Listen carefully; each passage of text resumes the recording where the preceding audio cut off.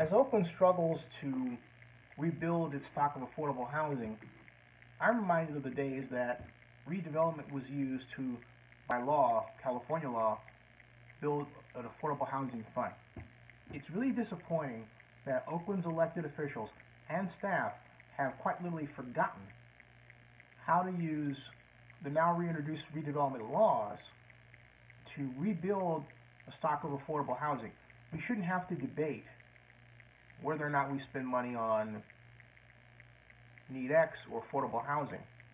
If we reintroduce tax increment financing in a number of flatland areas as we did before, we can solve that problem. Oakland today has forgotten how to use government to combat market forces that have created the gentrification problem we face. I blame progressive politics on this as a liberal. The difference between progressives and liberals is this. Yes, progressives tax, but then they regulate, but they don't create jobs by spending.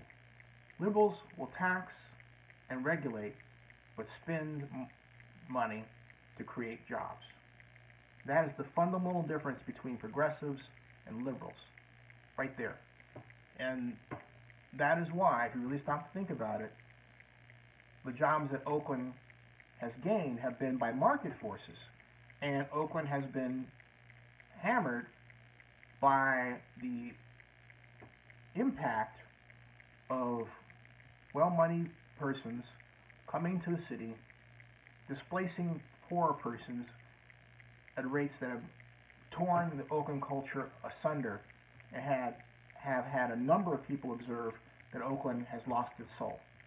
In other words, the soul of Oakland has been damaged.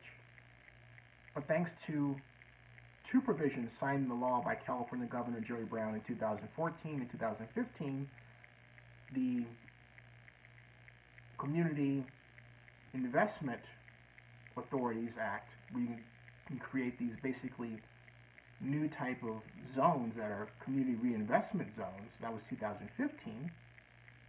And then the act that was signed into law October 2014 that allowed the use of tax increment financing.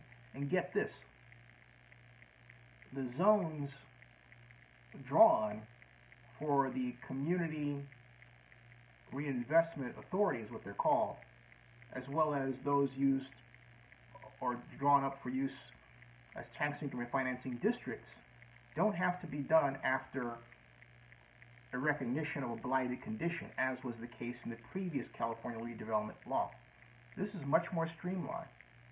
So we can really fast track the construction of affordable housing if we want to. The only excuse is lack of will. Oakland needs to prove it understands how to use government to counter negative market forces and how to build infrastructure. And not just streets and roads. Which brings me to this point.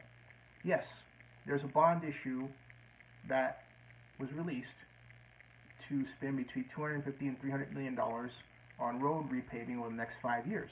However, the mayor's list of roads reveals this.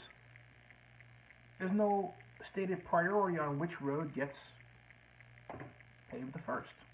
Oakland citizens should know what the priority list for improvements in neighborhoods is and how that priority list was arrived at. Right now, there is none. Stay tuned and subscribe to Zenny62 on YouTube.